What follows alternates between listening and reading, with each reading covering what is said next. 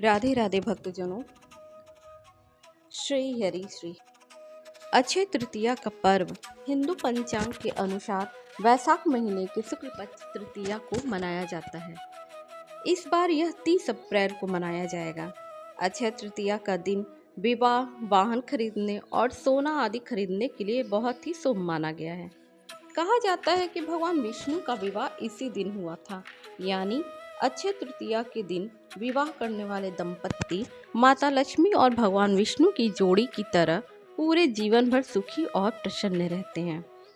अक्षय तृतीया को स्वयं सिद्ध मुहूर्त माना गया है।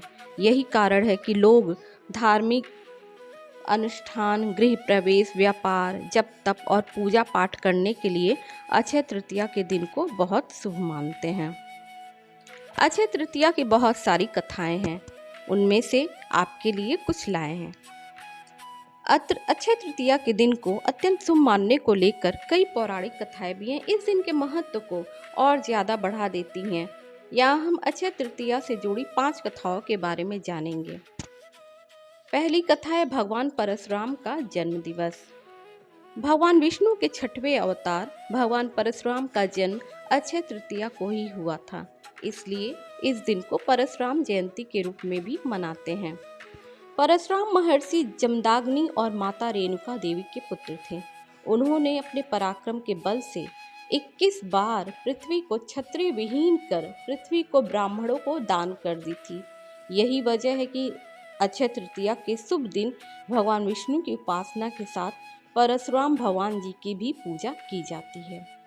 दूसरी कथा है देवी अन्नपूर्णा की जयंती। मान्यता है कि भंडार और रसोई की देवी माता अन्नपूर्णा का जन्म भी अक्षय तृतीया के दिन ही हुआ था। अक्षय तृतीया को मां अन्नपूर्णा की भी पूजा की जाती है। मां अन्नपूर्णा के प्रसन्न हो जाने पर कभी भी अन्न के भंडार खाली नहीं रहते, यानी संपन्नता और खुशहाली रहती है। तीसरी कथा है सुदामा जी की कृष्ण जी से मुलाकात।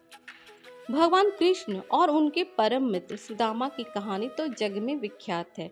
कहा जाता है कि गरीब ब्राह्मण सुदामा अक्षय तृतीया के दिन ही भगवान कृष्ण से मुलाकात करने गए थे। भगवान को सुदामा उपहार में सूखे चावल भेंट किए थे, जिसके बदले भगवान कृष्ण ने उनको 2 लोकों का स्वामी बना दिया था। मान्यता है कि आज के दिन भगवान विष्णु को चावल चढ़ाने से लक्ष्मी की प्राप्ति होती है। द्रौपदी का अक्षय पात्र। पौराणिक कथा में जिक्र मिलता है कि पांडवों की पत्नी द्रौपदी को भगवान विष्णु की उपासना करने पर आज के दिन ही अक्षय प्राप्ति की प्राप्ति हुई थी। इस अक्षय पात्र का भोजन कभी घटता नहीं था।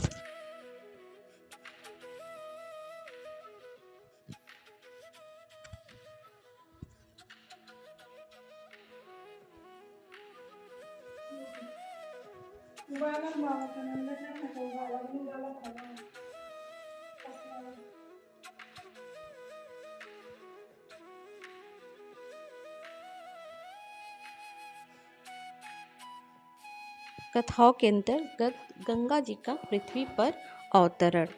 अक्षय तृतीया से 5वीं कथा है महाराज भगीरथ से प्रसन्न होकर मां गंगा का पृथ्वी पर अवतरण की। कहा जाता है कि हजारों की साल की तपस्या के बाद अक्षय तृतीया के दिन ही मां गंगा पृथ्वी पर आई थीं। महाराज भगीरथ भगवान राम और उनके पिता राजा दशरथ के पूर्वज थे।